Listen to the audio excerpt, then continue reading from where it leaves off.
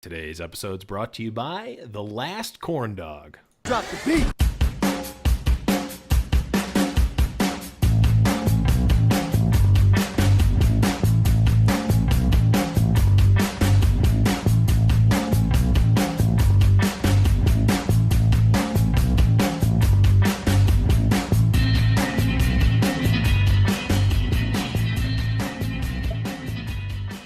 It's high noon. Hello, everyone, and welcome to High Noon Podcast, the competitive Overwatch podcast. I am your host, The Blevins. With me, as always, is Deathblow with his trusty corn dog.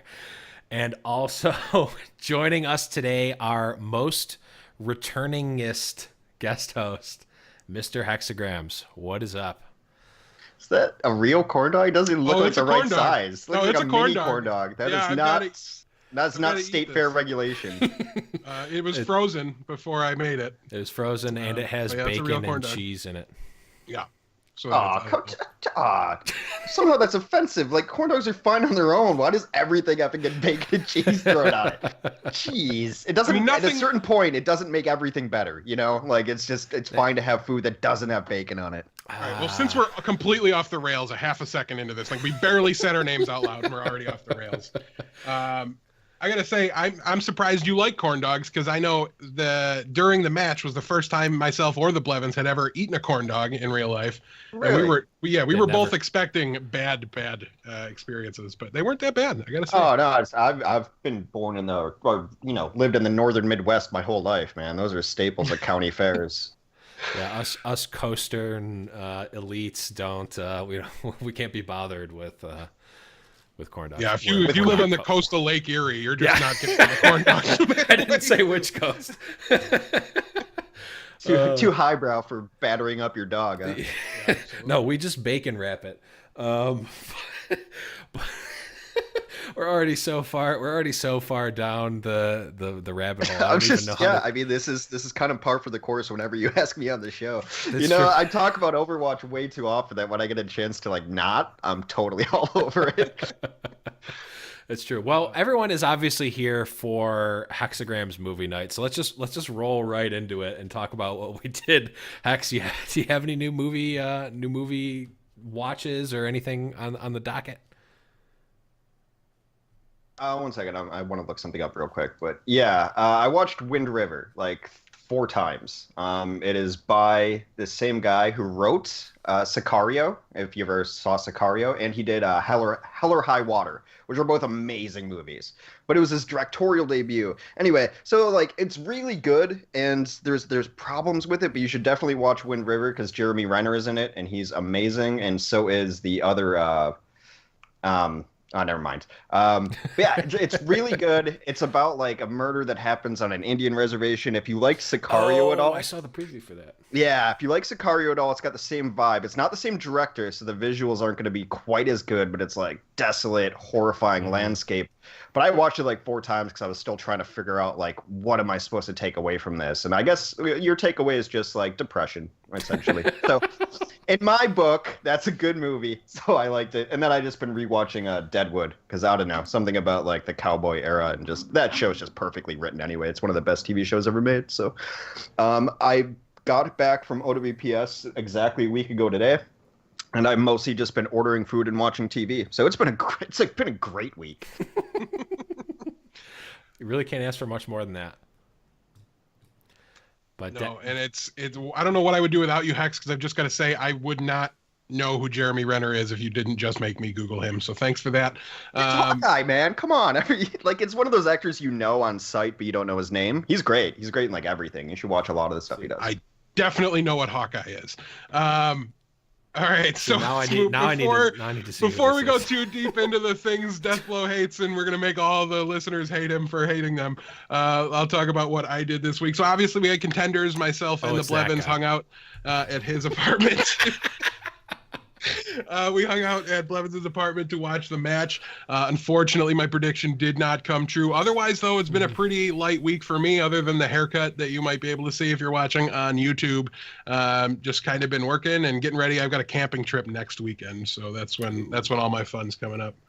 How about you, Blevins? Nice. So yeah, We watched Contenders. That was fun. I got this new Twitch hat. That was fun. I got new headphones, which you can also see on YouTube. But besides that, nothing new. I did, and there's now evidence on the internet that I did play Overwatch right before the show. So that's about it for what I did. Nothing really exciting, but we'll move right along to my favorite segment of the show. Overwatch Today Meme of the Week. We've got the Overwatch Today Meme of the Week, and this is not only my favorite segment of the show, but it's also in one of my favorite meme formats. Hex, do you have any comment on the Drake meme format? I don't know why you ask me about memes. You know, I'm the worst person about. I've seen it before. I don't quite understand it. I know in passing who Drake is, a Canadian rapper who thinks he's cool and was like raised rich. Is all I know about Drake. Cool so because he was on Degrassi. Oh, was he? Oh. Yeah. See, like I'm just about old enough to have watched original Degrassi in middle school. So, yeah, no, I have no comments on it. I mean, I like the picture of it. I think anything with Zenyatta being non-Zenyatta-y always makes me laugh. So there you go. Yeah, so we've got the, it's in the Hotline Bling Drake meme format. It's the first one is the old Zenyatta Halloween skin where he's like like voodoo doctor with like the brain showing, and it's like it's called Skullyatta. There we go. And that's the one that he doesn't like. And then we've got this year's what I'm assuming is a legendary Zenyatta skin for Halloween, and it's like a purple Cthulhu awesome one, and it's like that's the one I want. Zen has amazing skins, like period. Like I still run the Nutcracker skin, and I think the Nutcracker skin is actually more frightening than either of those two.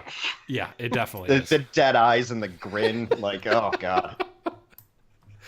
Yeah, it just brings me back. It really harkens back to Keanu Reeves' best movie, Babes in Toyland, and I just love it for that. That's like an old movie too. You know that, right? He was that's like 12 years old or something in that movie. No, Babes in Toyland is like black and white Laurel and Hardy old. They must have did a remake somewhere along the way. They must have, because he's in that. I'm pretty sure he's in that movie, unless I perpetuated a meme so long that even now my future self believes it actually happened. No, they made one in 1986. Okay. With Drew Barrymore in it. Okay. And is Keanu Reeves also in it? I don't know. I didn't look it up yet. The one I'm talking about is 1934. Well, Keanu Reeves is also ageless. He's probably in both. Yeah, he's a vampire. Yeah, they say he's immortal, right? Like that's his whole deal. Oh my God, he was in the Matrix. We got there, boys. Okay. Let's move on to something even at least remotely Overwatch related. Keanu Reeves is in that, by the way. He is. Yes. So, okay. Validated. We got there. So let's move on, and I've got I brought back a segment of the show that everyone was asking for, and this one's the shame of the week. Shame. We're shame belling here. Shame. So there's a big Twitter argument and about this article posted. The link will be in the show notes. Basically, I don't even know what article or what website it's from. I'm not even going to look it up because I don't want to give it another page view. Basically, wrote this huge expose article about how Overwatch League didn't, or how NRG said that their team is diverse. Like they put that out there, and then this article, in air quotes, article writer wrote that they shouldn't call themselves diverse because there's no women on the team. And then followed up the article with absolutely no research done whatsoever, and tried to call out NRG for that. So it's a really bad article, but I'll post the link in there just so you can see. Like basically, they're like, oh, they didn't ask any pro women Overwatch players, and then cited the French streamer who played on the French Overwatch World Cup team, Kitty, about why they didn't ask her to play, even though she's not a professional player, she's a streamer. So essentially wrote an article calling out NRG, didn't do any research, took what could potentially have been a valid point and followed up with zero research just to get views, and it ended up being awful. So all I know on this topic is that I'm very glad that I'm not the shame of the week this week for my pick. So I'm happy. Thanks for writing this article. I appreciate it. You saved me from getting shame belled. It's okay. The shame bell can still come out. It can, but it's never hit me yet. Like I've been immune to the shame bell. I'm fairly certain throughout the show. You've gotten it like 7 times. You're getting it right now. No, but I don't deserve it, so it's fine.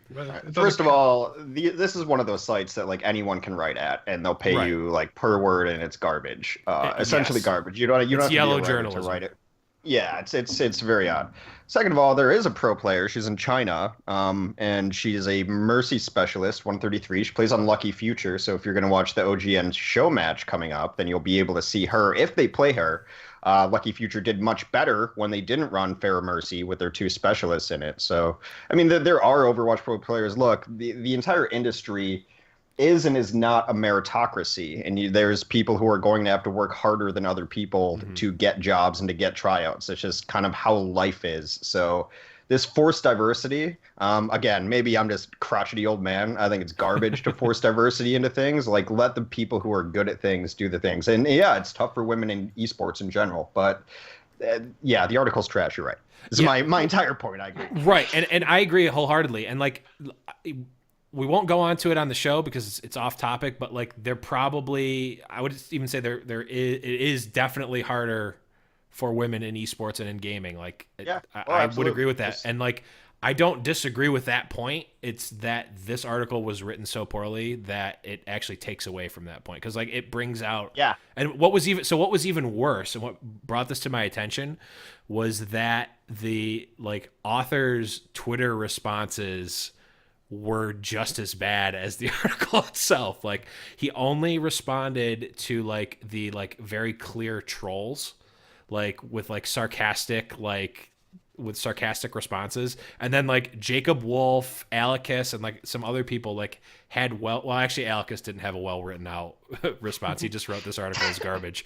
But Jacob Wolf had like a really good like multi-tweet like saying why this was a bad article, and like just no response. But like the people that are like, oh, you're an idiot, girls don't belong on the internet, he's like, oh yeah, you're right, okay, yeah, like responds to that thread, like continues that discussion, not the actual discussion. So I just it needed to be pointed out, because like it's taking some, like it's people like that are holding back. They are holding back the legitimate conversations that need to be had about these things. And it's people who write for these kind of sites who are just clickbaiting for articles, who don't understand the selfish nature of what they're doing and the exploitive nature that they're doing to pick up these issues. Like, I don't know. There's a whole lot of stuff about it, but let's talk about video games, because I think I could go on about this and get myself in trouble somehow.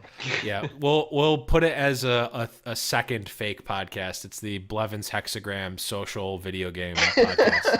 That one actually sounds interesting. We might have to put a footnote in that one. I really would love to do a movie night podcast where I just talk about whatever movie I saw for like 30 minutes, but I've been really busy. I've been like ridiculously busy. I got 5 hours of sleep today, and it's the most sleep I've gotten in a single day in 8 weeks.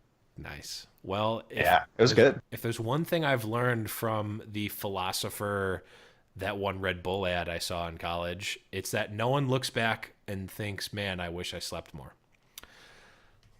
I do that every Monday. Literally every Monday, I'm thinking to myself, man, I wish I slept like 6 more hours on Saturday. Like, that would have been smart. I've been functional on like 3 hours a day somehow, because I think my body adapted and I had to. Like, I had 3 hours of sleep, then I had to go to work, right? It's just like how it, you click in, like, you got to do what you got to go to work. But it's not like the same quality of life as getting good sleep. Like, nothing affects my quality of life more than like getting a solid 7 or 8 hours. In fact, if I got 10 hours a day, I'd be happy. Yeah, but the thing is that you're trading quality for quantity, and everyone wants more life, right? That's like what the whole point of like, stop smoking ads are, is that like you want to have a longer life, right? Okay. We're only going to go down so many rabbit holes. Hit the button, Blevins. Hit the button. Play the next sound, please. We're moving on. It's tournament talk. Okay, we're actually moving on to the part of the show. I should probably timestamp this. This is at about 15 minutes, so I'll put in post, like, everyone should just fast forward to 15 minutes if you actually want to hear talk about Overwatch.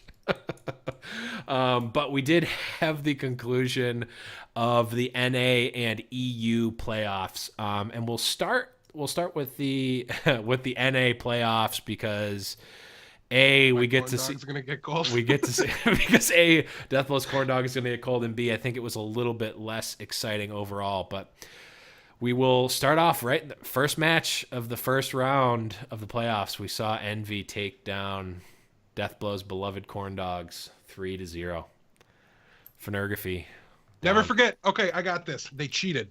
And I'm gonna back it up. Okay, so by like having Taimu on the team. No, not by having Taimu on the team, because I made my prediction before Siegel signed, because I saw the last matchup and I saw it was 3-1, and I saw a super close control matchup, and I thought they had a real chance to flip it. And then once it goes to 5, it goes back to control, and who knows, right? If they can get it once, they can get it again. Flop. So that was my opening, right? That was my opportunity. The reason I saw the opportunity to make the underdog pick, and I went with it. And then all of a sudden they signed Siegel in. He comes in and they just steamroll through King of the Hill, and it never matters. So that was the whole thing, right? If they flip that King, and honestly though, they didn't steamroll it. It was really close, and that was probably the only map that was really close was the two King of the Hill points. But yes, I'm going to go ahead and just call cheats. And no, obviously in the Overwatch sense, they didn't cheat. It was within the rules for them to bring in another player and make switches for the playoffs. They didn't actually cheat. But I'm still going to call it cheating because it makes me feel better about my prediction. I found that kind of weird that they were able to do that. Because, like, why doesn't, like, FNRGFE just be like, oh, hey, guys, do you want to play? Who wants to play in the championship to help us win? Like, I mean, I don't think that would be good necessarily, but it's just... it was a little strange. I'm curious to see what Hex thinks about that. There was a couple things as well. Another thing, like when you watch the finals matches go out, they're actually repeating maps throughout that. And Nate Nanzer commented on Reddit and said, this was an oversight. This isn't something that's going to happen again, but nowhere in the rules did it say that picking a map eliminated the map from the map pool, so they couldn't disallow it in the middle of the event once it happened. So they were forced to do that. So there was kind of a couple of these things where I think maybe they might have learned their lesson and might go on from it, but it's also something that really Overwatch League will be immune to, right? Because you're going to be locked into only using the guys that are on your roster. So it's not a problem that really is going to be an issue going forward. And it's something that maybe once it is a developmental league kind of thing, the contenders matches, they might be needed, right? Because you might have, I don't know what the whole process will be for like mid-season signings, things like that, that'll be allowed to take place. But theoretically, I mean, you could have people being called up to Overwatch League in the middle of playing out their contenders tournament. So it might be needed when it's developmental that they allow people to make switches like that. But for the time being, it did feel a little weird, but at the same time, I mean, it was pretty hype, right? So it kind of, even though I didn't want to see it happen because I wanted my prediction to be right, I mean, I still really wanted to see Siegel get out there and play some Pharah and mix in with this roster. And we got to see it, I think 3 times in total. But nonetheless, I have to eat this corn dog throughout the show because they lost. So rip me. Oh wow! What a terrible bet! I have to eat a corn dog. I have to eat this delicious food on a stick. Well, how terrible! Technically, that wasn't the bet. There wasn't really a bet. It's just that he has to feel bad about eating this corn dog. It's right. Everybody wanted me to. It's a crow flavored corn dog as far as the listeners are concerned. Because well then weep while you eat it, please. I mean, okay, so yeah, the rule stuff is, I mean, it's interesting, but that's what Contenders has always been for and about, is trying to figure out where could anything go wrong when we're running these super high level tournaments. Like, oh, I guess we should put that in the rules as a thing. The player stuff is kind of has to be in there because there's been this tournament especially. The time in which it was occurring just made it very odd with teams, players are all going different directions. And to be dead honest, I didn't watch the playoffs super closely because, well, 1, I was just sleeping and just worn out.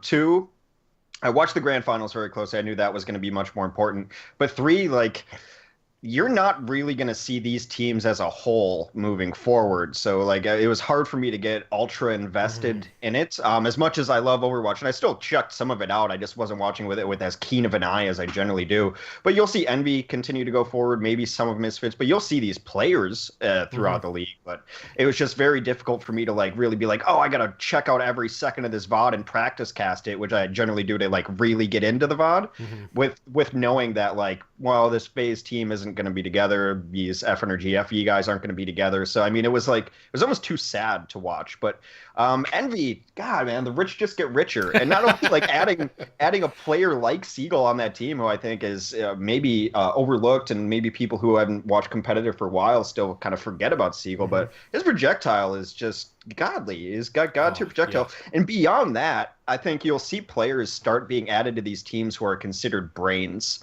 who are considered people who, like, even if they're not if they're not playing, like mouse and keyboard playing, they are still helping your team because they are smart and they understand the game. And I think Siegel's always been at the top of that class.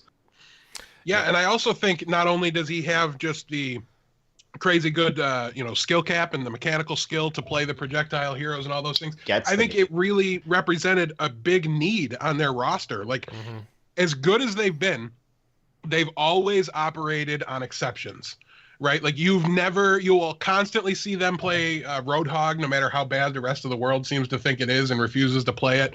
You saw Taimu on Widowmaker when nobody else was playing it. Like, they've always done things their own different way. They just like push through it. Right, and they've just been so good in the micro game and in the small interactions of the game that they have pushed through, and nothing else has mattered, right? Because Taimu's still got, the same aim that he's always had. Well, yeah. They've lacked a Farah for a year, year easy. Like, it's been a while.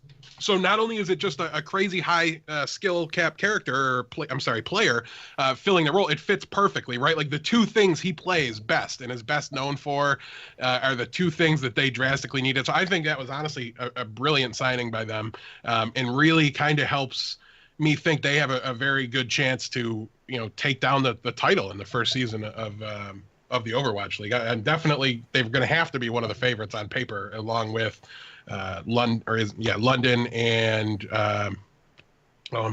Seoul. So we'll have to wait and see exactly how all that goes on. But like you said, we don't got to spend too much time on the NA side of things because my corn dog's gone, and none of the matches were super close. Yeah. After corn dog lost, FaZe ended up beating Envision 3-1, and then Envy kind of steamrolled FaZe in the finals 4-0. Though it was closer for FaZe than the last time that they played, but it still wasn't close. that was kind of hard to watch, mostly because like I was able to spend some time with a couple of those guys on FaZe, notably Fact and Raucus, who I've been following forever. Like, they were on a team called Oh No like forever ago, and like they've always been such a good duo together as like support and tank play.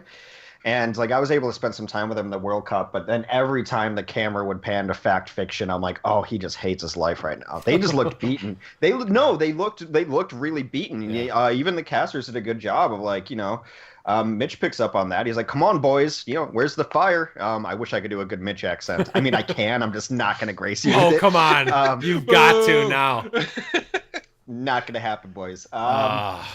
But yeah, they looked really defeated. Then they played a lot better on 66 towards the end, and it seemed like, oh, this might be the turnaround. And I just wanted to see them get a map. If you've ever seen me cast anything, I'm like, I hate zeros on the board. I always feel really bad when a team can't win a stage or a map or something. So it was brutal. They looked mentally a little bit defeated there, but I think you'll probably see those guys around. I mean, at the very least, you'll see them on Team USA in the World Cup coming up. Yeah, especially savage for them because they were so good throughout the entire group stage of the Contenders tournament. It was honestly really, really impressive to see. They're a team we've talked about on the show in the past, and Hex, I don't know if you'll agree with our analysis there. They've been a little inconsistent over times. They've had some roster changes and things like that, but they really gelled for this tournament, and it was really fun to watch them play. And they were really kind of not really at the forefront, right? Because you had Gamers Origins and Envision just completely blowing everybody's minds, and you had Rogue and and Immortals collapsing throughout it. So they were kind of quiet in doing it, but at the same time, they weren't a team I don't think many people would have pegged to be number 2, right? They were kind of your 4, maybe your 5 seed, I think, going into it. So it was great to see them gel at the right time, capitalize on other teams that were having problems. Like, they were a really fun team to watch play throughout the course of the event. So to see them not even pull off a map was definitely a little hard to see. But one thing you did mention is they did play pretty well on Route 66. They actually completed the map. They had a little time remaining. They almost won the map outright. I mean, the defense there when they were holding, Envy hadn't even started down the final straightaway of the last point of Route 66 when overtime started. And from there, they just won like 3 fights in a row to move it the rest of the way. So, I mean, just so close to getting that map win. And it would have robbed us of getting to see the Bastion play from Taimu later on in the round and everything like that. But they were super, super close. And it's the first time we've seen them pull Mickey for Seagull and then use him to off-tank. And it was hands down, I think, the worst we've seen Envy look at any point in this tournament. Not that they won the map, right? Like, how bad could they have been? But they looked very human. They looked beatable, and they almost did lose that map off of that swap. Right. So I think that's telling going forward, looking at how they're going to handle things in Overwatch League. When they want to run triple DPS, they're going to make that swap. But when they want to run 2-2-2 and they need a projectile, when they want the Pharah, they want the Genji, it's going to be Taimu or Effect leaving that lineup. Like, I don't think they're going to use him to off-tank unless he's able to level up and they're able to see much better results from it in scrims going forward. Well, yeah, I think that's why they wanted to give him a little live time there on the Diva. I mean, he's not known for his Diva necessarily. Of course, Seagull's known for being able to play everything. His Zarya's pretty rock solid. But I think you're right. I think that's they want to know if we have to switch comps mid-match, are we going to be able to pull that off? So I think they were using it as, they had all the room in the world to play with there. I want to talk a little bit about, like, you guys said, the big stories were like Envision and Gamers Origin. Maybe I didn't think they were that big of stories because I think those teams were way underrated going into this. I talked to you guys a little off air, and we'll talk to it going to EU about Gigante winning that tournament in Finland, the Assembly Summer.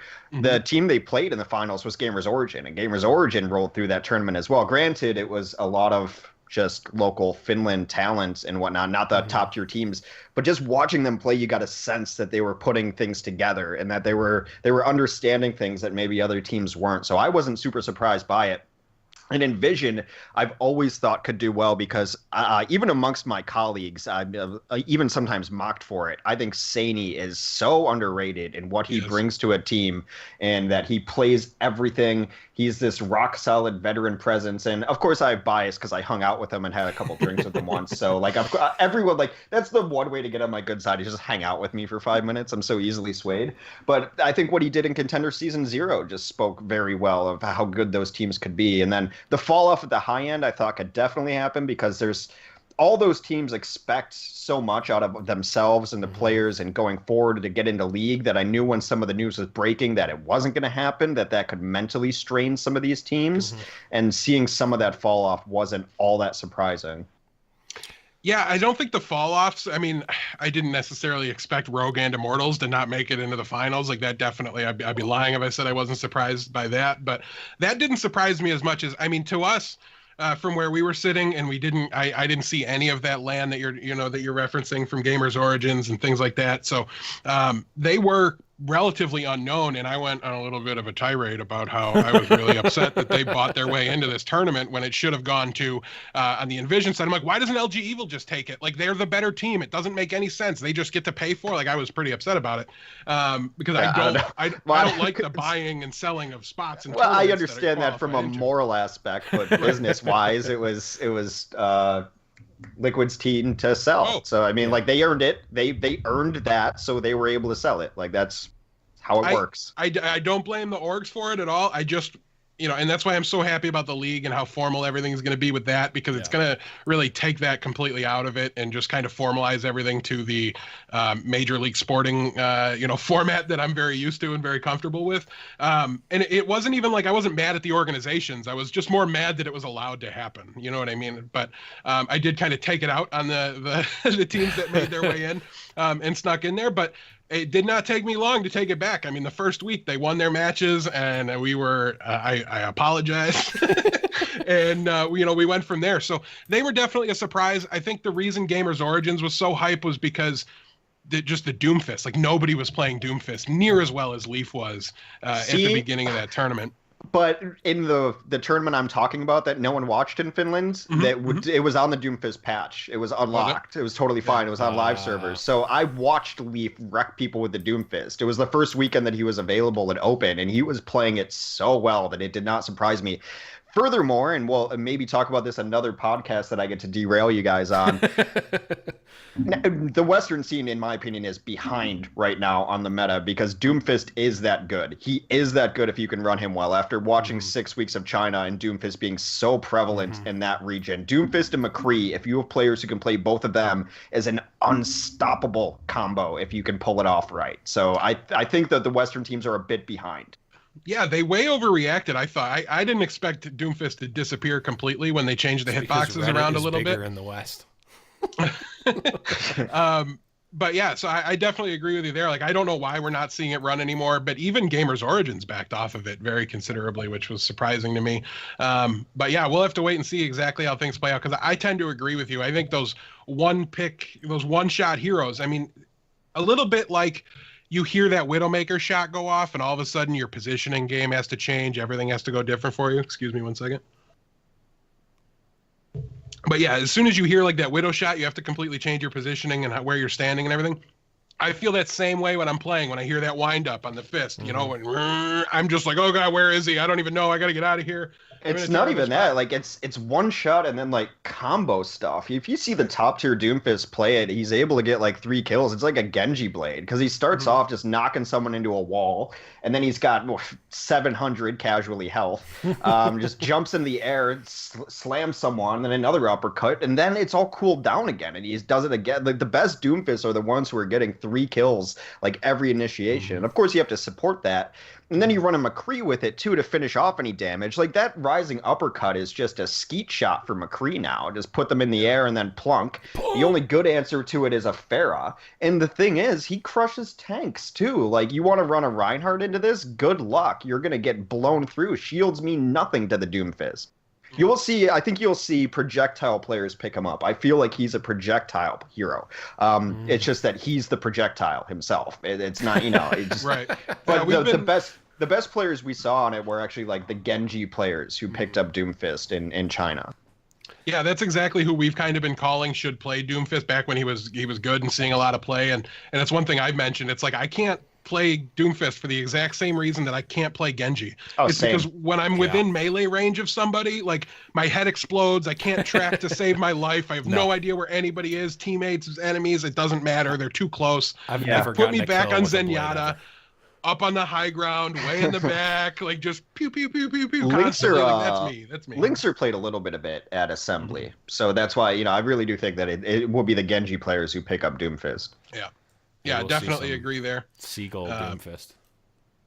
Yeah, and I would love to see more of Linkser do it. Seagull Doomfist and Taiwan McCree. Like I'm telling you, how do you stop that? I think, did we see Effect play Doomfist? I feel like they ran a little bit of it at some point. Very early in the tournament on Oasis University, which is a great Doomfist stage, by the way, because he can get to either of those middling high grounds very easily. You saw Envious run it with, I think it was the McFist combo, Taimu on McCree, and then yeah. Is that a Hexagrams original? Did you name that one? It's definitely an OWPS original. I don't know which of the three of us came up with it first. It might have been Jason, but it's also what happens when you insult someone at McDonald's. Speaking of Jason, while you're there, tell him from High Noon how impressive that blind casting was that he pulled off. Oh, so good. One of my favorite Twitch clips I think I've ever seen. Just the look on his face while he's doing it, like, I assume he's getting some kill. Like, I hear a kill streak sound, so that's got to be good. And then just you trying not to crack up and laugh because because the look on his face. One of my favorite moments of Overwatch casting, hands down. We had a really good time at the OWPS. We actually ended up getting a little bit of traction too. Like there was a couple days we were getting a lot of clips going on there. The people who were watching and liked it, like really liked it. And I think the casting was good. Like we had a nice balance of telling you what you need to know about the region, but like whenever I cast with like Jason and even Jamerson, we have a good time. Like it's supposed to be entertainment, folks. It's supposed to be fun. Well, it looks like you guys are having fun while you're doing it, so mission successful there. And while we're on the subject, are you casting it? the next time around? I know there's another one starting up pretty soon. Is that you? APEC is coming up. I don't know. I can never officially announce anything. Just Gotcha. If you want to know my plans, look at official Blizzard announcements, and then maybe I'll confirm or deny. But I'm always so worried about saying anything I shouldn't. So. Right. Well, once we can link somebody else saying it, you can confirm or deny. I'll take that. All right. Well, we want to move in here to the EU side of things? let's move on over to EU because lots to talk about. Yeah, lots to talk about for EU. NA was kind of the envy dumpster fire, but EU, man, this is one we sat down and watched just so closely, and we saw Misfits play Cloud9 EU in the first. It was the first match, very first match, and I was scared that whole time. Oh, yeah. I mean, it helped that I was like prodding you along and trying to make you nervous. There was a stink bug in my apartment that was literally trying to kill us. But yeah, Misfits ends up taking down Cloud9, but it's 3-2. And that was foreshadowing for the rest of the event. Misfits, who had kind of, you could argue, skated through the group stages of Contenders. Not as much as Envy did, but still had a pretty clean sweep. They lost two maps throughout the entirety of the group stages. Yeah. 2 maps. All of a sudden, clean as skate as it gets. Doubled the number of maps they lost in the entire tournament against Cloud9 EU. And then we see Giganti beat 1-2-3-3-0, and then the Plupster that we just saw basically what we saw was Linkser go off and just go completely to town.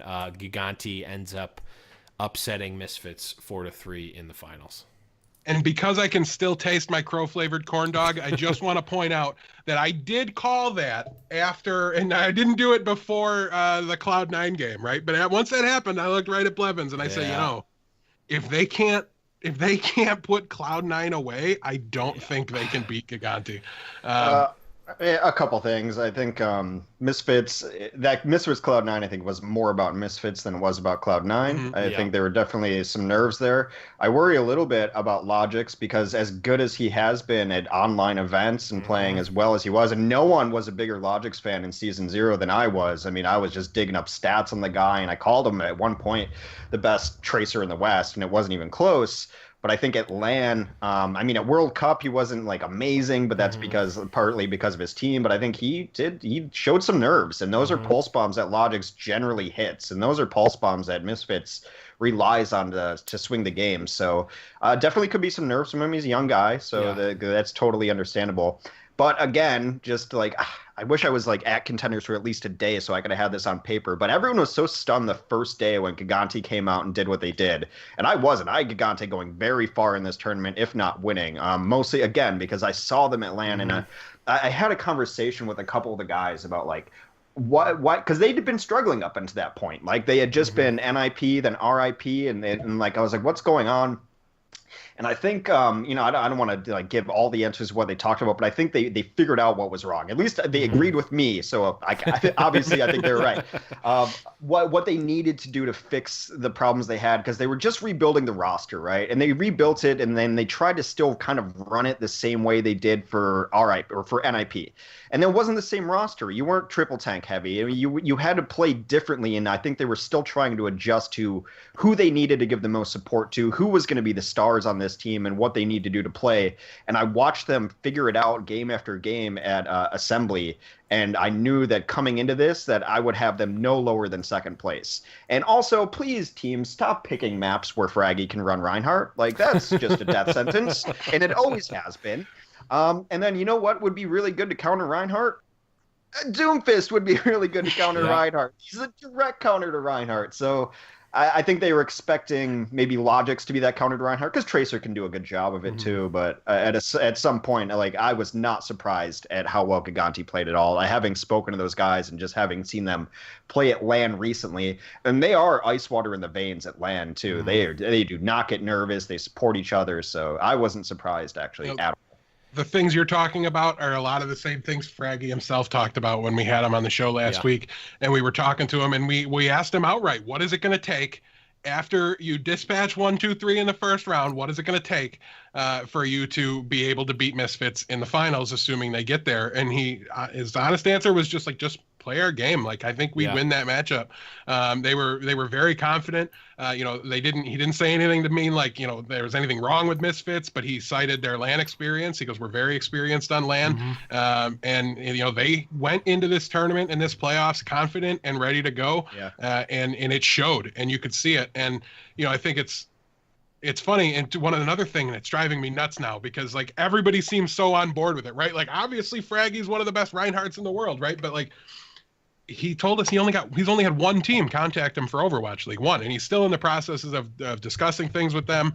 And so, who knows? But that kind of raises all these questions in my mind too. Like, does that mean like the whole team's going together? Because part of me really. Yeah, okay. So, I mean, I think we've covered it, but it's so difficult. And people even ask me, like, how would you put together a team? I'm like, I don't know. I would just pick up a team that plays together, because it's so impossible to understand talent in a vacuum like that. Is Fraggy that best of a Reinhardt? Is Fraggy that Reinhardt because he gets all the support in the world he needs to play like that, to play that style? So he's the best Reinhardt in the world at the aggro, I'm in your face, swinging my hammer style, but maybe a team doesn't want that. And yeah, I mean, I talk about his Reinhardt, and I'll tell him to his face, yeah, your Reinhardt is god tier. His other tanks leave a little something to be desired.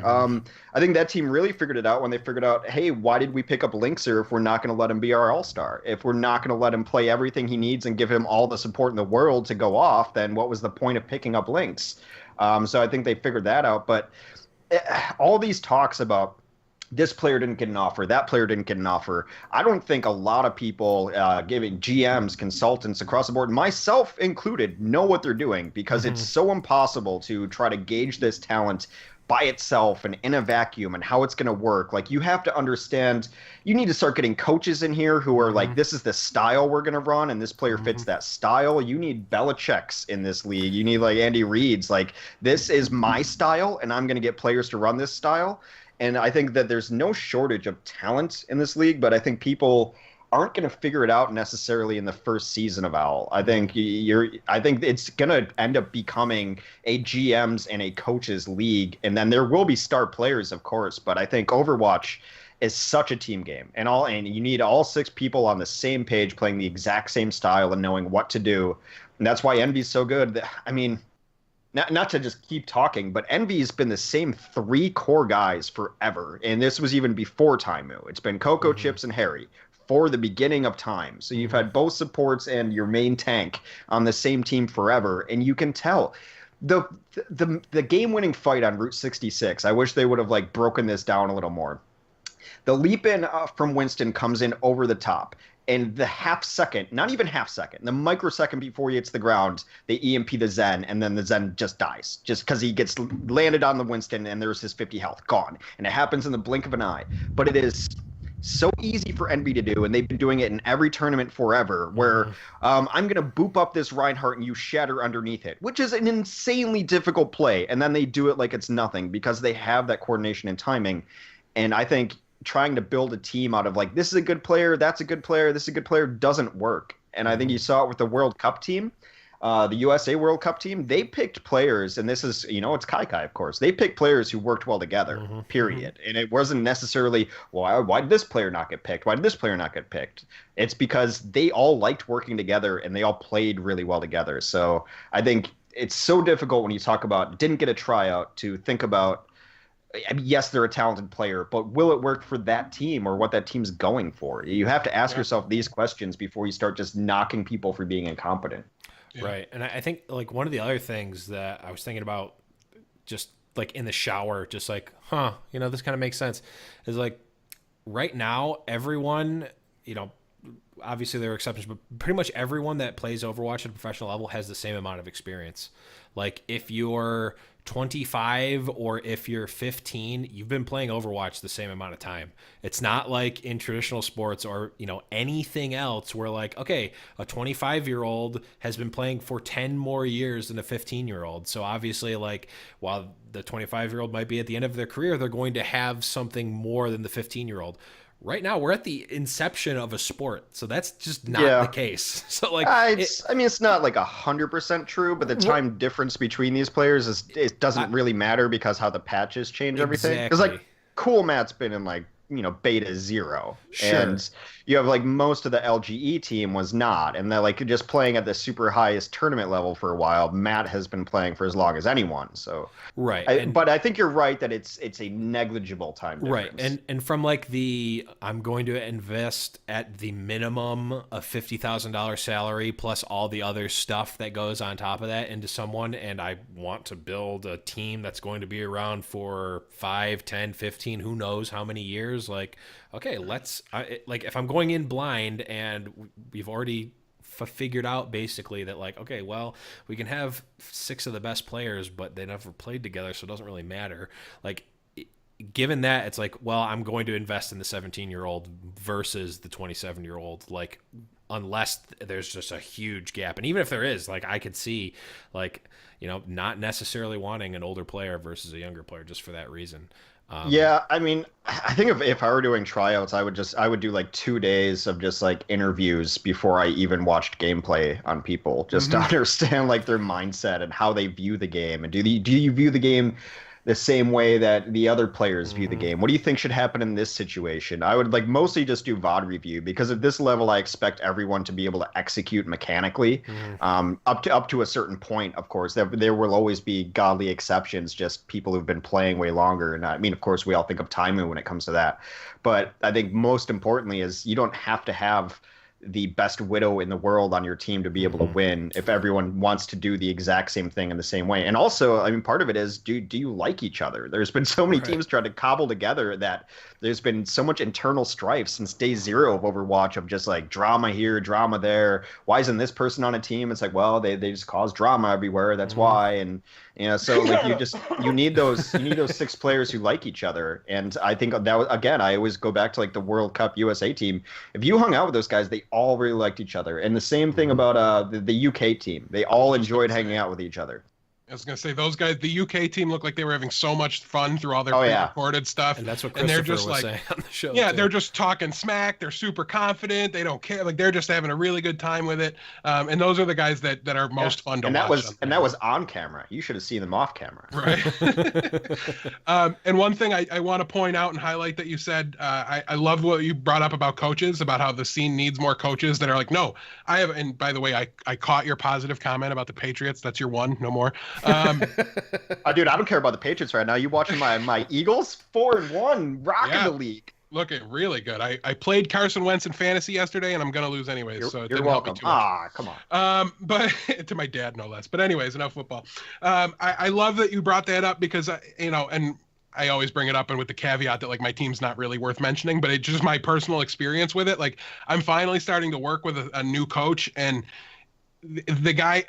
We joke around that he's like the toxic coach, right? Because he's not afraid to just be like, no, that's bad. Don't do that. Instead of like what most coaches and most people I've worked with that are trying to help people are like, they're really non-committal about their advice. They're like, I personally don't like it. Like, I think you might want to try doing this. And this guy's just like, no, it's bad. Stop. It's not working. Don't do it ever again. I don't want to see it. No. And like, that's so much better. And even to go farther, when you're game planning or when you're building your team and you're defining what style you want to be, like when we're map prepping and things like that, like he's not like, well, what do you guys think we should do here? He's like, this is the game plan you're going to try. And it's not the only one we try, right? He gives us like at the end of a map, by the time we've mastered it or moved on, we've got 5 different strategies down, but he when we're going into a practice, it's, this is how you're going to attack it. This is what you're going to do. You're going to learn this style now. Yeah. And we go from there. A lot of that comes to empowering authority as well, because some of these coaches are just worried that the players are going to just mutiny on them. It has to come like when these organizations get structured, and when they get structured properly, like sports organizations are, it has to be like the president empowers the GM to do whatever he wants and find coaches and managers and whatever, and then those coaches and managers have to have supreme power over the players. It's going to be difficult, because you will have a couple LeBron situations of like the player is clearly running the team, and then what's the point of having a coach anyway? But when the coach can't just give you the authority that he needs to have. And I've always been a big fan of like, the buck has to stop with the GM and the coach. I've never been a huge fan of like player coaches. It's like, oh, he gets us, he's so nice to us, because I think you start losing that team. The moment it starts going bad, the mutiny comes out, right? And with that authority, though, you have to also have full responsibility. If things aren't working, that's your fault, right? So I think that's the structure I'd like to see, but maybe that's because my background of like always watching traditional sports and maybe not necessarily team games digitally, but I think that would be the structure that would help out a lot of these things. And I think that you'll see that coaches are going to become very important. And it's not really like, I don't know if you need like a GM and a coach. That seems odd because like the coach should be picking the players. I don't know. I'm very like Parcells about that. That's like, if you want me to make the meal, you better let me buy the groceries. Well, we even heard Name Tweet from FaZe talking about how like in Korea that's already kind of instilled just because of their culture. Like if there's an older player or a coach, like there's just that natural like, okay, we respect this person because they're an authority, just like as a culture. Whereas I guess in the West it's less like that, where like there's much more of an ego behind it. You mean teenagers don't always have the most respect for adults? I'm shocked. I also don't. I don't know. I'm not saying they're wrong to not. I'm just it's a very popular stance among angsty teenagers. Yeah. But we could go on 1,000 tangents about everything. So let's just move on a little bit. I want to close out the contenders. We had a viewer question. This one came from Twitter from Winston Smith, who asked, with so many tier 1 pros, and this kind of touches on what we were talking about before, with so many tier 1 pros not being in Overwatch League Season 1, or at least we assume are not in Season 1. We know at least AKM said that he's not going to be, but assuming that there's a good number of tier 1 pros not in Overwatch Season 1, will we see Contenders Season 2 being just as good, and by that I'm assuming it means entertaining, as Season 1? In an odd turn of events, I actually agree with Flame on something. And that's like, I think you'd be in a better spot as one of these pros who doesn't get signed to build the team that you think you can build, get the group of guys together you think could be a good team, and then just crush Season 2 rather than going to like a sub spot on a very bad team in Overwatch League. Now, the problem with that is, and I'm just joking, I love Flame. The problem with that is, these are people who need to pay rent and have support. So while in theory it's wonderful to say I would love to just get my best Season 2 team and then we'll take it by storm and then we'll all get invited to OWL, the practicality is 50 grand looks real nice, 50 grand and then also like support to not pay your bills and like to do everything you need. Like that looks really nice, and it's just a question of, will these organizations be able to support the players long enough to do this? These guys have to pay rent, and streaming can help that a little bit, but then you're streaming in hours you should be scrimming, and that like it's all very, very complicated. I think just to answer the actual question, I think Season 2 will be, I think just as good as Season 1. But that's based on my subjective nature of I like watching upstarts and things that I don't know about. I like watching players that I might not know yet and watch these old vets come with like younger players again and see what kind of mix-ups these teams happen when they're all kind of like out of contract and can just do whatever they want and build the teams that they want. I think it'll be, I don't know if like, I don't know what you mean by good, but I think it's going to be exciting as hell.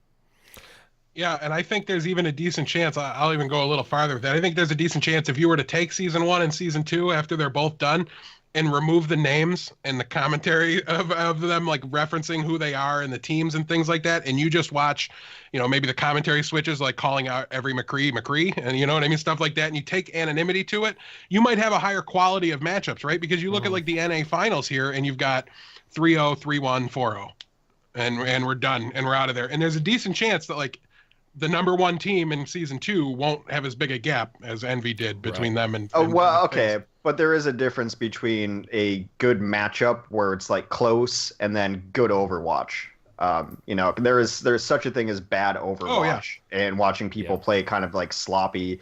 Early on in OWPS, like at the lower end of the Chinese tier, it was excruciating to watch. Fights just not get finished, mistakes being made constantly. So I think that the Overwatch the quality of the Overwatch, I don't think will fall off too much, to be honest, because I think there are a lot of good players that people just don't know about. And I think, with people moving to Owl, it just opens up more spots, and then there's open. And I personally love those stories of like, where did this kid come from? And then finding out like Crusher 99.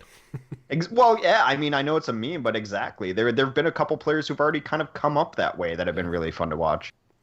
Yeah, I mean, I think honestly, with the exception of Overwatch League having a very huge weight on its shoulders, like financially for Blizzard, like Contenders is almost going to be like more important. Like the success of Contenders and the like fuel system or the feeding system into Overwatch League is just as important as the league itself in some ways. Because you could probably have the Overwatch scene be fine for some number of years with the players that exist right now, but like there needs to be that. People need to want to play and think that they can play and get to Overwatch League.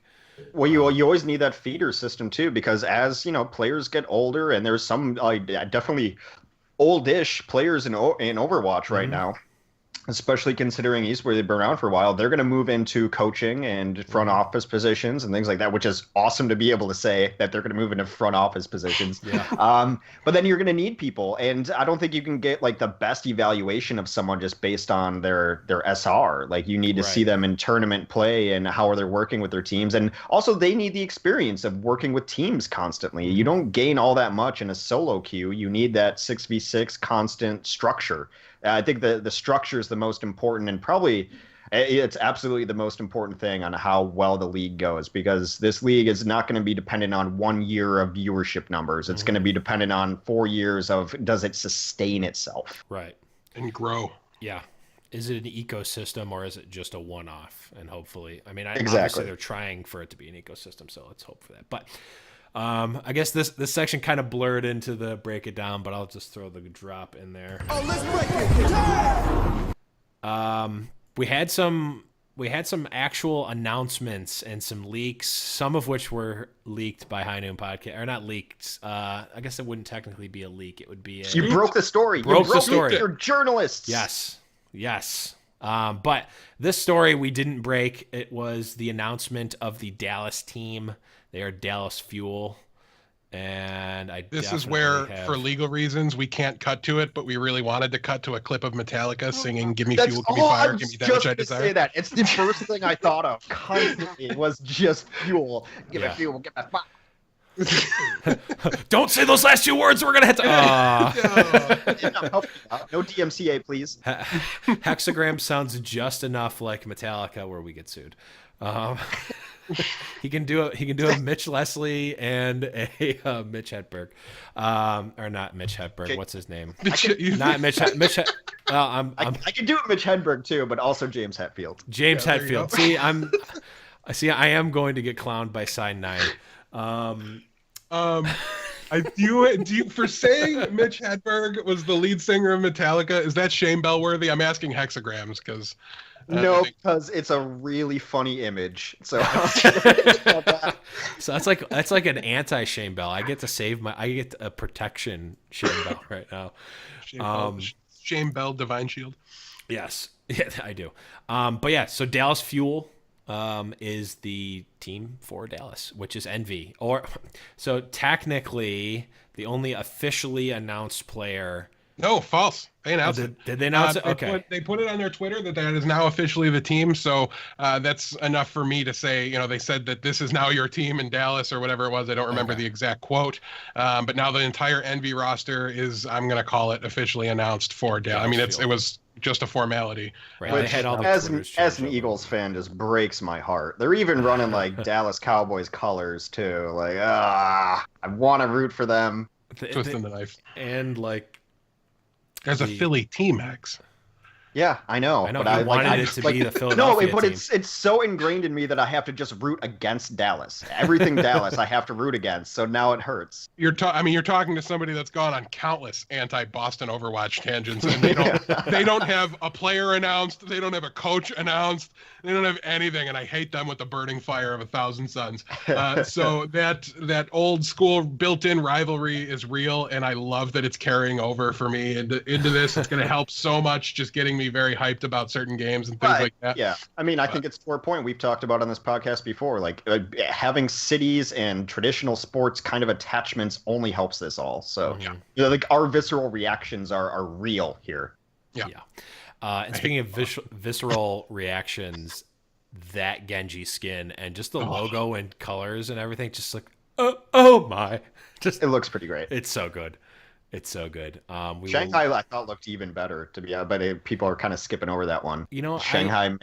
I think the logo looks awesome, but I just can't help but think about McDonald's when I see red and yellow. Like, so you're not loving it? I mean, I do love McDonald's, so I just don't. No, actually, you know what? I do love it. I really want to see what that team's going to be now, because like now having known some of the players, I really, really am going to like question what's going to go on with that team. I want them to be announced like ASAP. Yeah, I'm just itching for basically all of them at this point, because all I know from what I've seen and what's been announced so far is that my team hasn't been announced yet. So it's like, it's just driving me nuts. Like, I just want to go all in. I want to be like refreshing their web pages and waiting for the store to drop. I was supposed to get a team and it didn't happen. So no Chicago for me. I mean, Chicago would have been like the closest one had one went there to me. So I was definitely. Boston and New York are still closer than Chicago. Is that like 2 hours Hex? closer. I don't know. Where do you live? Buffalo. It's 10 hours away. My friend lives in Chicago. It doesn't sound right to me. It's in a different time zone. Yeah, but that doesn't. So is Florida. Florida's in the same time zone. That's not closer. Yeah, by my logic, anyways. But yeah, anyways. So yeah, a great Genji skin. And as far as the Shanghai skin goes, I think people are kind of skipping over it, because while it looks awesome and I do really like it, like it's like red on black, and it's just like a color combo that I've seen 100 times. It's one of my favorite color combos. It's not North America, so people are going to be less excited. Well, yeah, there is that. Like, there's no chance I was going to become a big Shanghai fan, almost no matter what happened. I think I'm going to be, which, I don't look good in red, but I think I'm going to be, just because, like, I have, like, fallen in love with some of the players over there. You can't spend 6 weeks with some of these people, like, not, like, with the players, but, in the tournament, watching them 4 days a week, and not, like, just start really rooting for them. I'm really looking forward to that show match, by the way. Yeah, well, we'll have to make sure we get is that everything announced on it. We'll let you give out the info at the end of the show if that is. No, I think it's been I don't know. I barely read the subreddit. I've been sleeping for like a week straight, man. I'm like, this is like Sleepy Hollow podcast. I don't no, what's a Rip Van Winkle podcast? But it was supposed to be LGD and Miraculous Youngster versus the top two teams in Korea, Lunatic High and Cloud9 Do, whatever you want to call them. But LGD pulled out, which doesn't surprise me. They were playing really poorly towards the end, and I think one of their players had an injury, and then Lucky Future is going to come in. So that one is going to be completely one-sided and a stomp. Lucky Future is going to get embarrassed. But Miraculous Youngster could surprise some people. Their team, I think, is the best team in China, and if I were signing a Shanghai team, I would just sign that whole roster.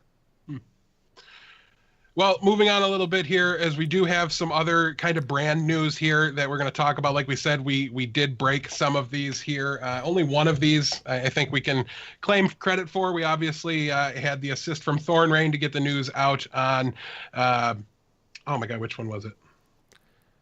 Previously. Anyways, doesn't matter. You already know about it. So, but yeah, not announced, but we know it, is we have the LA Gladiators. Okay, Which we found LA2, that one. Not Immortals. Yep, that's LA2. That's not Immortals, despite the fact that the Immortals logo is already kind of a gladiator.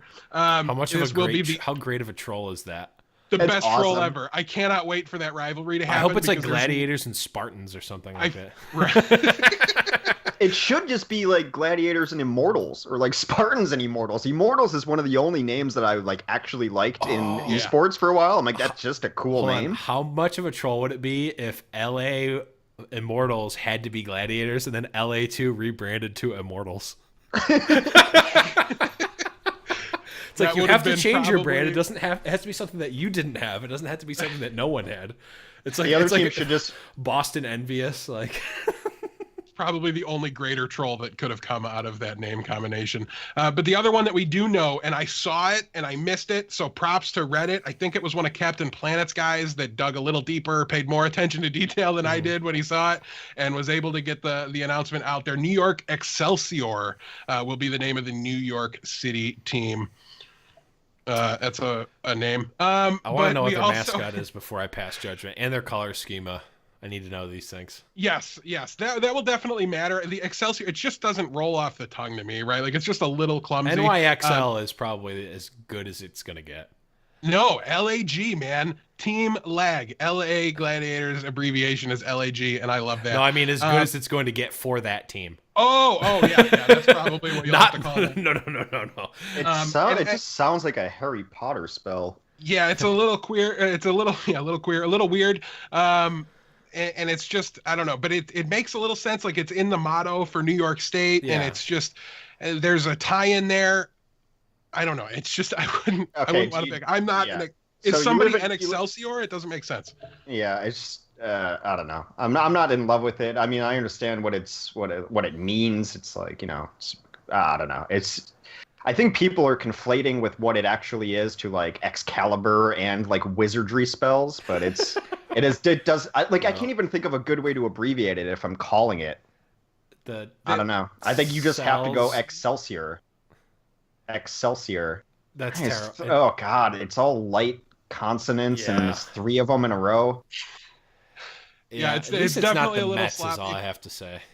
Right. It needs, to me, it should roll off the tongue a little bit better. But we do also have one more that I'm comfortable telling you will be the team name of the team. It's not announced and it's not confirmed. It's not even as airtight as Gladiators and Excelsior is. But I feel personally very confident that what I've seen that it will be. The San Francisco team name should be the San Francisco Shock. The reason why it's not, now we found the trademark applications, and the only reason that I can't with the same degree of confidence go out there and tell you that it will definitely be the name, just like I am with Gladiators and Excelsior, is because they went out and made a stupid Twitter account and made it at SF Shock and put the future of San Francisco soccer on it. That's the only thing. In the trademark applications, they're trademarking computer peripherals, video game software, things like, why does a soccer team need computer peripherals with their logo on it? I'll never understand. But nonetheless, it's just put a little bit of a monkey wrench into it, and it's just not quite as firm as the other ones. It's kind of odd, like overall, like I don't know, like individual names, fine, it doesn't really matter. But overall, generally leagues have a certain kind of naming convention, where everyone is like, everything in the NFL is like the Patriots, the Eagles, the Giants, like there's they're all pluralities. But like this seems to be both in that it's borrowing from let's say WNBA and Major League Soccer, where they have a little bit different names, when it comes to, I don't know. It's kind of odd that they're not all uniform, I guess. Yeah, it'll make things a little an clumsy. oversight. But at the same time, it's really only bad for, guys like Hexagrams who have to on camera say the names and sound comfortable when they do it. Well, I mean, Shock is okay. Yeah, Shock's not too bad. I don't mind that one. It doesn't like jump off the page to me. I'm not super excited about it when there's only a couple in traditional sports that aren't plurals. It's like the Heat, the Jazz, and the Magic. Those are all NBA. But you're gonna have to go out of your way to find them in the NFL and MLB. Yeah, I'm struggling to come up with a single one in the NFL. Yeah. Anyways, we have one more that is rumored, and that is way less sound than even the San Francisco Shock is, and that is the London Spitfires. It's what won their poll. And there's been a lot of traction, a lot of people on Reddit talking about it like it's going to be the name. It's a great name. Yeah, it is. Yeah. It is a really, really good name. A big fan of that one for sure. Unfortunately, I don't know how I feel about their roster and what they've done there, but nonetheless, I do like the name quite a bit, and I hope to see that one follow through and get announced shortly. But yeah, and a big shout out to Jacob Wolf from ESPN. After we found and posted the screenshot and the link to the trademark application, he went out and confirmed it with the U.S. Patent Office and put in the announcement and gave us a shout out in his tweet. So that was super helpful. Thank you very much, Jacob. Yeah, there was actually a lot of we got a nice little bump of press because we got pretty much reference in all the articles that put out the LA Gladiators stuff. Yeah, 2 or 3 articles. Esports and another one I can't remember off the top. It's mostly because I've been wearing your T-shirt around Denver. Good. I believe it. That's why you got the bump. Yep. We've been busy wearing corn dog T-shirts, so we appreciate somebody. No, hold on. Let me shame Bell. Teespring. Teespring. Yeah. But where's my corn dog? Where's my corn dog shirt Teespring? I ordered it before Deathblow did. Where is it? I didn't pay $6 for extra shipping. I was gonna say I did pay for red yeah, shipping. no, I don't care. They're getting 2 shame bells for not. I ordered so much stuff too. Yes, Thorn Rain Overwatch score was the other one that had mentioned. And actually, the Overwatch, or not the Overwatch, the Esports Observer did as well. So there was actually we pretty much made it through the whole esports secondary news cycle. So that was awesome. Made us feel very big time. Thanks. Yeah, it felt good. I had to beg to get on the show. You guys are totally big timing me. They're like, we can maybe a fourth time. Like, come on, man. Oh man, it's been like almost. Oh, it's probably been over a year since the first time I was on this show. Since the first time, I think so. Yeah, definitely. Because for sure. I was saying, this is a complete aside. I was thinking about it. I don't think that there are any other Overwatch show podcasts that have. I don't think there's an Overwatch podcast that has more episodes than we do. You guys been doing it for a long time. This is 87 right now. I don't think anyone's that like. I think there's a couple that are like 10 behind, but I don't think anyone is this high. Well, we very probably have the oldest host of any other podcast, so it makes sense that we have this show. And we also have the least mature host. But we won't say which one it is. But I'm the old one, and they're not the same. Yeah. You guys figure it out. But let's move on. We had some news. I'm just going to talk about it because I forgot to write it down, and I'm wearing the jersey. Rogue Overwatch team officially disbanded. No longer. After not getting an Overwatch League spot, they have disbanded. So I'm sad. I mean, I kind of have a question for you guys. What do you think about this one? Because it's weird. Do you think Rogue should not have even done season 1 of Contenders and just try to get in a league spot with what they had done all before that? I wouldn't have thought it at the time, but looking at the process now, seeing players that I'm not seeing on like permanent roster spots, like already being the ones that are in the league and are secured and just making their travel plans now and not worried about any of that. And on the flip side, you have guys like AKM who's not able to find his team. Like he doesn't have a team right now. He's outright said, I don't even think there's conversations going on with him at the moment. There hopefully should be, considering the news is out there that he's definitely looking. But personally, I think the right thing to do would be anybody that had an opportunity to get out of a contract and not re-sign again would have been smart to do that. The whole contract situation is messy. I think generally speaking, especially with how they did. I mean, it's easy to say after their performance that they shouldn't have done it. But knowing the performance, I don't think there's any way they should. Do you mean, when you say Rogue, do you mean the team or the organization or the players? I mean, I guess both. I wasn't really separating them. Well, I don't know. It's an interesting question because, like, the org wants to make money off of paying these players, right? So that you send them out to Contenders. But I don't know. It's just like such a fall from grace. World Cup should be interesting, though. Team France. Yeah. I mean, so from the organization spot, I think if you have the opportunity to buy an Overwatch League spot, you probably should have. If you ever think you're going to own one, you should buy it now because it's not going to get cheaper, right? Like, it's either if it does get cheaper, you won't want one anymore. If it's going to get cheaper, you're not going to want one, or the league's not going to exist anymore. So, like, if you are ever going to put the money in it, it should be now, right? Yeah, I think it's the one that surprises me the most is that Rogue didn't buy a spot. Yeah, and I agree. I also say that as though I can just whip up $20 million like it's nothing. But, maybe. No, but I mean, like, you get investors and outside investors and you start partnering with people. That's what a lot of these orgs did. Yeah. I don't know. Overall, I guess I'm just surprised and saddened because I liked that Rogue team was the pinnacle of Overwatch for like a solid 4 months. Long time. They were like the last team in the West that ever gave Envy any sort of hiccup. I mean, that was a long time ago, but. And you say it like you can just whip up $20 million and find a team, but like given their credibility in the game at the time, given how strong they were and everything like that. I really feel like if anybody could have whipped up $20 million to buy a team, it probably could have been Rogue. Like, I feel like they should have been able to. The money shouldn't have been the stopping there. More than having to give up equity in the business to bring on the investors to do it. I'm sure that was more it than anything else. But I don't know. It just feels like they should have been able to. Without going too deep into the woods, into the non-Overwatch side of it, it's like they were like Rogue started as an Overwatch team. Like they started like after they became an organization after Overwatch came out. Like they started because of Overwatch.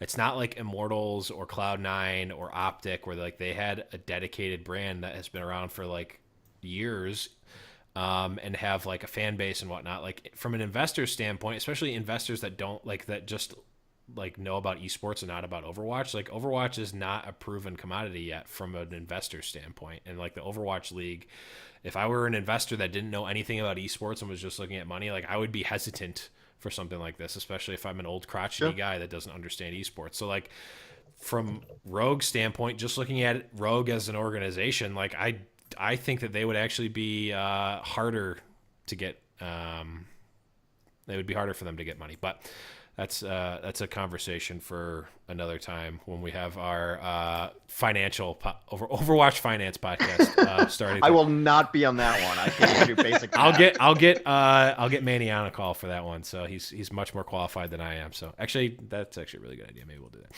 But let's move on because we have gone down 1,000 rabbit holes. I know Death has to get to some scrims soon, but Immortals signed Unco soon and Numlocked.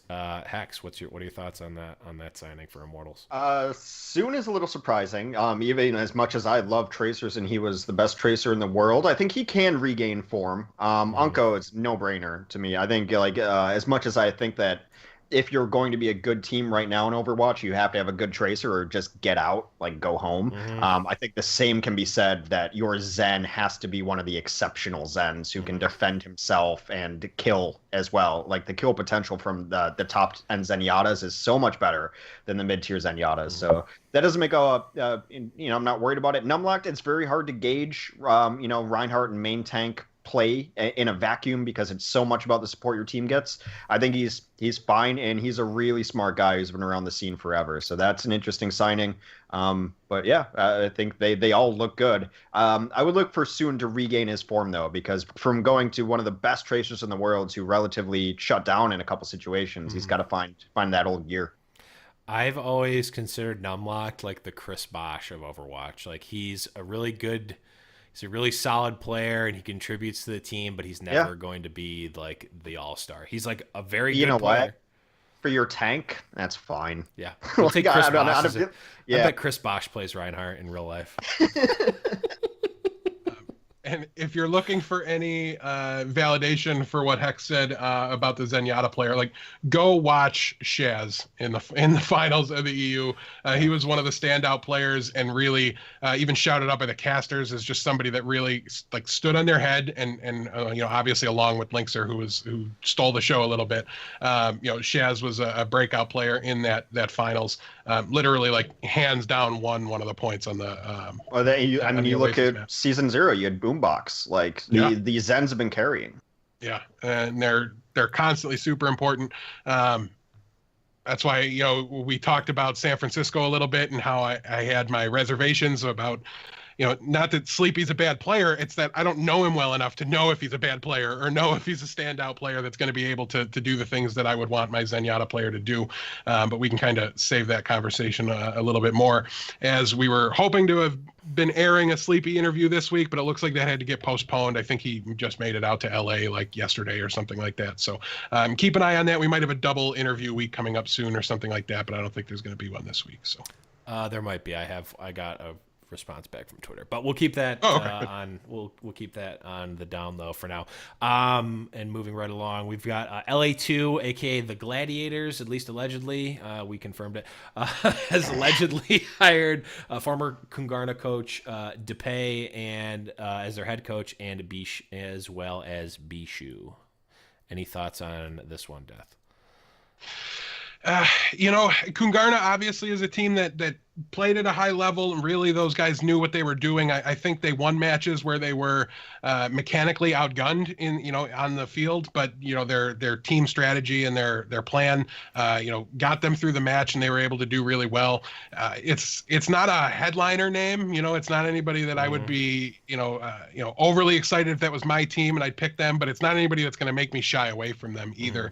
And kind of like what Bishu said, I think Bishu is kind of in that same realm as Numlocked is, in that I don't see him as like the star of the team, but I think he's just a really solid player, and definitely, I don't know him well enough to say that he's a strategist or anything like that, but I don't see him out there, throwing and making terrible plays out there all the time, and he just doesn't seem like a greedy player. So I don't know. I think it's a solid start, and from there, I like that they're starting coach first. Yeah. And then letting the coach build the team. So I do like that, because I think that that's kind of something that needs to happen. Maybe avoid another one of the Alicus and London situations that we saw not too long ago. Well, sorry. No, go ahead. I was just going to say, speak on this podcast. Well, I was just going to say that's at least how we've had it revealed to us. We don't necessarily know that it's how they're starting, but we can.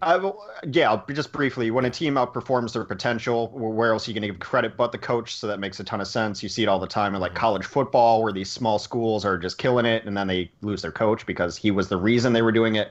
And then I agree with you on Bishu, but it's kind of what I want from my tank player. I don't need you to be an all-star. I need you to just do your job exactly and be unselfish and be smart. And Bishu's a very smart player. And be reliable. When the shot caller says grav, is the grav going, and is it going to hit? And that's not something you have to worry about with Bishu. You don't see not at all. The big misses or anything like that. So from the rest, you've just kind of got to be solid. I definitely agree. I personally kind of want a playmaker a little bit on my Reinhardt, less so on Winston. But yeah, so I don't know. There's just a slightly different strategy preference there. But yeah, and the Zarya spot, I just think, being solid, reliable, and consistent. I mean, think Cool Matt, right? Like, Cool Matt, I mean, he has some of the big PogChamp plays on occasion especially for the role, but he's just always seems to be doing exactly what you need the demon. Yeah, I don't know. See, but this is what it goes back to our conversation earlier of how you need to have like one person deciding the strategy. Because I want my Zarya at 100% charge, getting 4 kills, and I want grab up every fight. I want a Sinatra Zarya. I want a late young Zarya if I'm going to run it. Dwight Howard Zarya, not the Chris Bosh Zarya. The old Dwight Howard. If football references go over people's heads, these basketball references are not going to land. They're going over my head, not here. So. Well, Dwight Howard is like 7 feet tall, so he should be going over your head.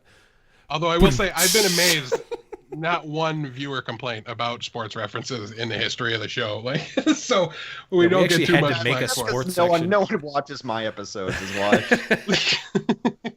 Well, if it's going like our trajectory, this will be our most watched episode to date. So you've got that going for you at least. The last time you asked me out here, like this show should have been wrapped up in like a swift 30 minutes, and I'm just taking it off the rails every chance I get. That's fine. That's exactly what I did to the payload. It's not like we have tournaments to preview or anything like that, so it's fine. That's true. We are doing some pretty time right now. Yeah, that is true.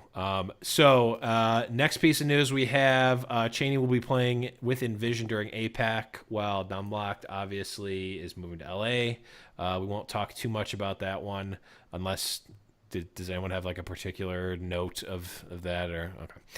And then this is what we'll kind of end the show on, and there's been some, I guess drama is probably the best word for it, but the Houston team, which is Optic, we don't have a name for them yet, has allegedly signed the Corndog players, the entire roster, with the exception of Buds being replaced with Mendo.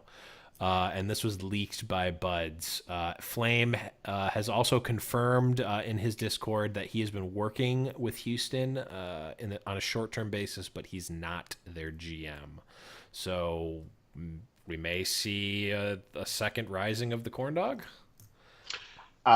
So like I don't know if the player I talked to would confirm this for me, because we were just talking the other day, just hanging out, and I was like, I bet you this is what's going to happen. And like I knew that Mendo was going to be on a squad just because the splash it would make. I did not know who he would replace there, but I thought if I know that him and Flame are friends, and I thought that that could be a big possibility of him joining the Optic team, just knowing those two. So did not surprise me, but like kind of surprised me just like how smart I was and like how amazing it was to call that. I don't know if I'll ever get it confirmed because it was a private conversation we were having, but yeah, pics or it didn't happen. Tweets or it didn't happen. Dude, I'm not a screenshotting kind of guy. Okay, so this is what you need to do. And because no one ever listens to the podcast this late, you don't even need to worry that we're recording. You just need to filter these through us because we have no shame, and we'll leak anything, and we'll credit anonymous sources, and then you'll know in your heart of hearts that it was you. It was kind of just a guess. We were just kind of spitballing and stuff. But I was like, you know what? I bet would happen. Like just kind of thinking it and coming to it on my own. I'm like, I bet you that's where Mendo go. Like it was just kind of this odd conversation, but not surprising. And then, yeah, I mean, Flame would be a good consultant to have. No one's been around the scene as long as he has, so makes sense. And one thing I do want to clear up a little bit, I know it was bothering Flame a little bit just from kind of reading the Flame Cord some. A great Discord community, by the way. If you're looking for Overwatch communities, find Flame Cord, join it. We'll send you a link. Just let us know. He was saying like people were kind of like mad at him, right? Because the story reads like he pushed Buds out. And I get Buds isn't going to like that or be upset about it. But we don't know that this is true. I mean, I believe Buds isn't going to be on the team now because he's the one that leaked it and, all that stuff. So I buy into that aspect of it. But, like, this is the second time we've been told that Cool Matt has signed with this team. And, like, there's no announcement. So I'm just kind of hanging back. They might have signed this whole team, right? And I don't know why they signed Clockwork, but that's a conversation for another day since we're running solo on time. I will murder you, sir. Sorry. Okay. But we don't know what else they're going to bring in, right? They're bringing in Mendo, but they're not going to stop at 6. Maybe they bring in somebody that could play and potentially compete with Clockwork, something like that. I don't really know. To me, it doesn't make a ton of sense. Like, I don't know that this team had enough success to warrant staying together. I don't know. I think it might be in the best interest of the players themselves to go find individual teams. Maybe, I don't know. Like, a lot of people just prophesize it's the Team Fortress connection, right? There's so many Team Fortress players on that team, like old school professional Team Fortress players. I think, Matt is just completely fine to work with, and I don't know. It depends. I'm a big fan of when I see a team work well together to keep them. So FNRGFE, I think, has done well. I would have tried my best to sign the entire World Cup team if I was running one of these places, but... Yeah, I mean, I think I would see if I was running a team. I think I would have gone completely piecemeal with it. Like I would have just been like, I don't want anything that's been together. I think that the best team in the world right now is considerably worse than the team that's going to win Overwatch League Season 1, just by virtue of, I mean, these guys have been professional players, right? But I think everything's about to ratchet up a notch, right? Like I think the pressure is going to ratchet up a notch. The preparation time is going to go up. Everything about this is getting more serious. And I think everybody in the game right now is about to take a big level up together to kind of meet the demands, or maybe not everybody together, because there will be people that, fold under the pressure. It's half the fun of watching these things. But, so I don't know. I just feel like the best thing to do would have been to find that coach with a plan and let him build his dream roster to the best that I could possibly put it together and pay for it. I think that's kind of the route I would have gone, and just get somebody with a vision and an idea. But the original point when I started talking about this was like, people are like mad at Flame for pushing him out. You guys, you cannot be mad at coaches and analysts and people for doing their job and coaching and analyzing and having opinions. Like, he's literally paid to have this opinion. Buds did more than well enough in this tournament that I think he's got a very serious chance to find his way into the back end of a roster here going into the league. And if not, there's almost zero doubt in my mind we'll see him in Contenders Season 2, and he'll have a really good shot at it in Season 2 of the Overwatch League. There's going to be a lot of turnover, and that's something I think that people are like freaking out where these guys aren't in there, and the players, let them do the freaking out, right? Because they're the ones that have another year before they're collecting a serious salary to play this game and stuff like that. So, I mean, that's where the being upset should be. But it's literally his job, guys, to like analyze and talk about these players. And you can't like everybody, because if you like everybody, then you're really bad at your job as an analyst. Can you guys just verify my print screen? It's just my name, but it's like from 2 days ago where I say shot in the dark, Optic to Mendo. Just look at it. It's in the Skype chat. We're looking. I don't even see the word Mendo or Optic on here. That's so weird. Shot in the dark just for the publicity. I see This looks like Yeah. 9:43 p.m. on 10/9/2017. Oh, weird. You're the worst. No, I You can't. are the Okay, worst. okay. I will confirm that we do have this. Oh, and I ruined everything with the opening up the chat. Well, it's fine. It's definitely there. He made the It's call. The only thing we don't have is a date, but unless he literally is a time traveler, that had to have happened in the past. So. It was Yeah, like no. 2 I days can ago. I But can it's- confirm. I can confirm. I'm not trolling anyone. Can confirm Hex was prophetic. And pathetic. prophetic and pathetic. Well, I mean, the fact I needed you to verify it just to validate me makes me kind of sad. Hex, anytime you need validation, I'm right about so little that it was so important to me. Well, you've got you always have the heart and adoration of the High Noon podcast. But with that being said, we of course have turned an episode. We only had really one tournament to talk about into one of the longer episodes we've ever had. So that's going to be it in terms of content for us. Huge thank you to Mr. Hexagrams. Hex, you know the routine. The floor is yours. Do all of your sellouts, shout outs, anything you want to do. It's yours, man. I got nothing. Follow me on Twitter. That's at Hexagrams. I try to tweet more often, but I've been saying that for like a year and a half. I just don't You find say myself. that every single time. I don't you're on find the myself show. very interesting. All right, I don't understand what I should be tweeting Okay, about. we'll It's like okay, so every time I open up Twitter, already 10 people from the Overwatch community have like reacted to whatever news. So I'm like, oh cool. Like there's no need for me to chime in again unless it's just like all for my own vanity and ego, which I don't really have much of. That's what Twitter says. It's like Twitter. It's all for your own vanity and ego. That's what. Yeah, that tell should investors. be the logo. That will get you elected president at some point. No, that's about it. I'm going to try to stream a little bit this month because I'm actually going to get to play Overwatch for the first time in like 2 months. I've been away from my computer, so my game's trash right now. So I'm warming up this week, and then next week I'm going to try to stream for a little bit, and then hopefully you'll see me at some events coming up. Nice. That's going to be awesome. And also keep an eye out for Hexagrams Movie Night, the podcast where Hex talks about his movie and TV extravaganzas for the week. Yeah, someone watch Wind River and get back to me on what you think. Like, just what is the? Okay, this is what I'll do.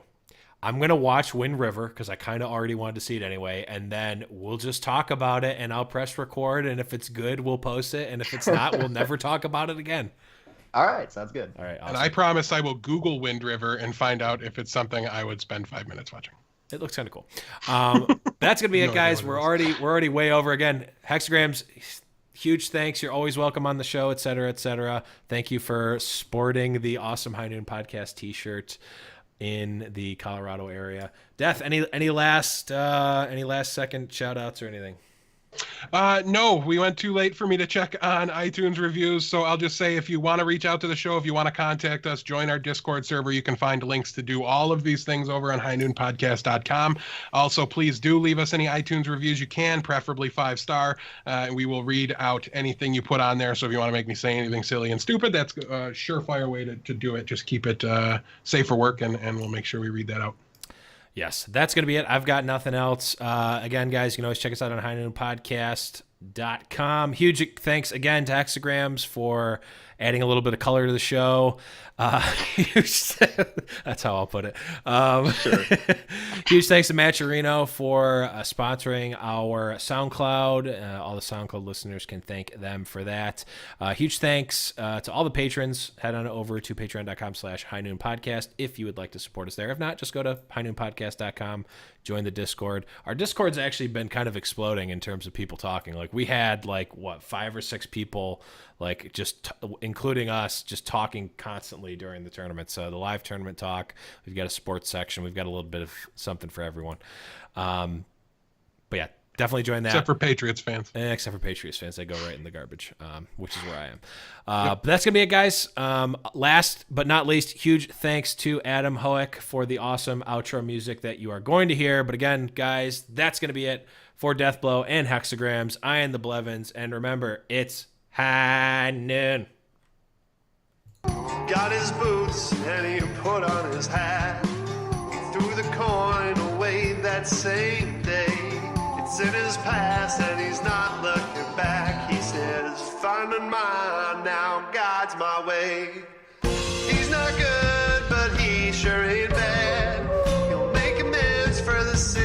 that he has. He says, I'll change the world one bullet at a time till I find mine. Rogue, I'll never forget you. I still have a jersey. Come back.